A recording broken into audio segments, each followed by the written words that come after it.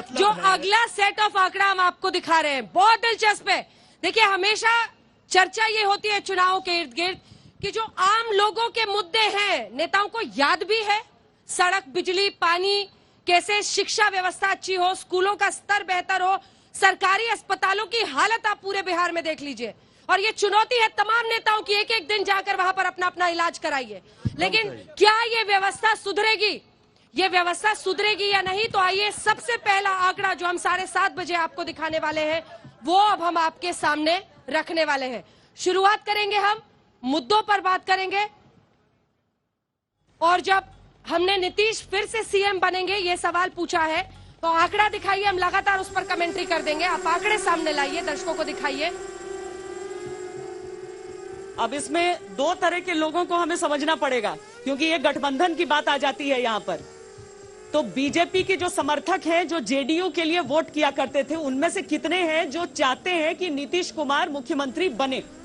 BJP supporters, यानी उन सीटों पर जहां पर जेडीयू लड़ रही है वहां पर सपोर्टर्स बीजेपी के जो हैं वो 55% ऐसे हैं जो चाहते हैं कि नीतीश कुमार सरकार बनाए, दोबारा सीएम बने वो। अगर पिछली बार का देखें 2015 का, उस समय बीजेपी के पिछली बार 91% थे। और मैं एक एक करके आपको बता देती हूँ। देखिए, इस बार बीजेपी के समर्थक 55% हैं सिर्फ, जो चाहते हैं कि बने नीतीश कुमार। लेकिन जेडीयू के 93% लोग चाहते हैं कि नीतीश कुमार ही मुख्यमंत्री बने। पिछली बार का आंकड़ा आपको 2010 का बताते हैं, जब ये चुनाव में लड़े थे एक साथ, क्योंकि 15 में एक साथ नहीं थे। 2010 में 91% बीजेपी के समर्थक चाहते थे कि नीतीश ही बने। लेकिन इस बार उनका आंकड़ा गिर के आ गया है 55 पर। 89% लोग चाहते थे नीतीश कुमार बने जेडीयू के। ये 2010 की बात है। कुल मिलाकर ये समझिए, इस पूरे आंकड़े में इतना ही समझने की बात है कि जो बीजेपी के समर्थक हैं उनका ये चाहना कि नीतीश कुमार ही मुख्यमंत्री बने, ये घट रहा है। तो बीजेपी को भी इस पर सोचना पड़ेगा। संबित पात्रा जी, ये सवाल लेकर मैं आप दोनों के पास आऊंगी। अभी ये इल्जाम लगा रहे थे कि हमारे आपस में लड़ा रहे हैं, अब आप बोलिएगा। लेकिन आंकड़े तो आंकड़े हैं, आंकड़े बहुत कुछ करते हैं। ये देखिए, 2010 में और 2020 में 55% लोग मानते हैं कि बीजेपी समर्थक, जो कि बीजेपी समर्थक है, आप समझ रहे होंगे आप, और 91% हैं जो 2010 में मानते थे। लेकिन जेडीयू में बढ़ा है आंकड़ा, 4% आंकड़ा बढ़ा है। जेडीयू में 2010 में 89% चाहते थे कि नीतीश कुमार ही चेहरा रहे, 93% 2020 में चाहते हैं। लेकिन अब देखिए, लोगों के सीधे सरोकार की बात, यानी मुद्दों की बात।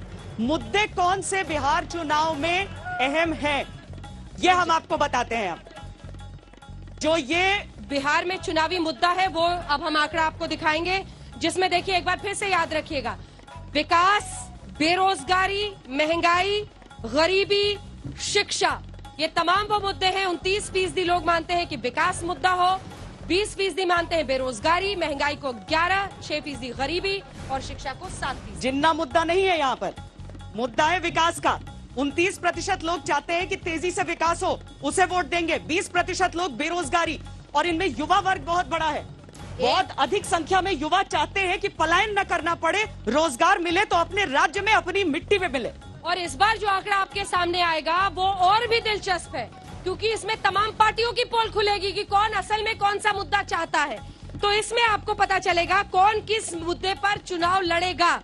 जब ये हमने लोगों से पूछा उनका क्या परसेप्शन है, किस पार्टी को वो मानते हैं कि वो ईमानदार है किस मुद्दे पर, तो अब वो आंकड़ा हम आपके सामने रखेंगे, जिसमें विकास, बेरोजगारी, महंगाई, 3 मुद्दों पर क्या मानते हैं लोग। महागठबंधन में कितने फीसदी लोग विकास पर लड़ेंगे, एनडीए में कितने फीसदी लोग लड़ेंगे विकास पर, और कितने अन्य में।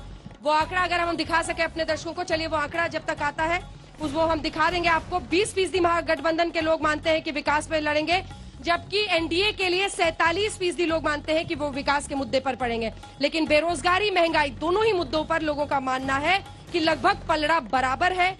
35% महागठबंधन में, 34 एनडीए में। बहुत सारे आंकड़े एक के बाद एक बोलने पर आप समझेंगे नहीं, जब ग्राफिक्स आएगा हम आपको दिखाएंगे। अजय आलोक, ये समझाइए कि ये बीजेपी के समर्थक उन सीटों पर जेडीयू के लिए इतना कम क्यों होगा, क्यों नहीं चाह रहे कि नीतीश कुमार, ये जो 5 साल का घाल मिल रहा है, उलट पुलट रहा है गठबंधन में, ये तो वजह नहीं है कहीं? नहीं नहीं, बिल्कुल ये वजह नहीं है और मेरा ऐसा मानना नहीं। देखिए, चुनाव जब आता है तो वो अपना मोमेंटम पकड़ता है। चुनाव की एक पीक होती है, चुनाव का पीक अब धीरे धीरे पकड़ रहा है। कुछ दिन पहले अगर आप बात करती तो बहुत लोग बहुत तरह की बात कर रहे थे। कोई कहीं जिसकी 1-2 सीट जीतने की भी औकात नहीं ऐसा है, है वो ना भी सर सरकार कि बना रहा था। सुशासन और विकास को किसी पीक के मोहताज अब एक नहीं मिनट, होता है। आपने खुद अपने सर्वे में कहा कि एनडीए के लोग ये मानते हैं कि एनडीए के लोग 47% लोग ऐसे हैं आपके सर्वे में जो मानते हैं कि हम विकास पे चुनाव लड़ेंगे। तो ये तो साफ हो गया कि हमारा मुद्दा सिर्फ विकास और विकास ही है, क्योंकि वही हमने किया है। हमारे नेता जात पे वोट नहीं मांग पीक रहे का हैं, अपने इंतजार काम की क्या कर रहे बदौलत हैं कि वोट मांग पीक रहे हैं। आएगा तब लोग वोट करेंगे आपके पीक लिए। आ गया। आप कल परसों से देखिएगा, संबित पात्रा जी। अभी संबित जी ने कहा ना कि 23 तारीख के बाद से देखिएगा शुरू होगा।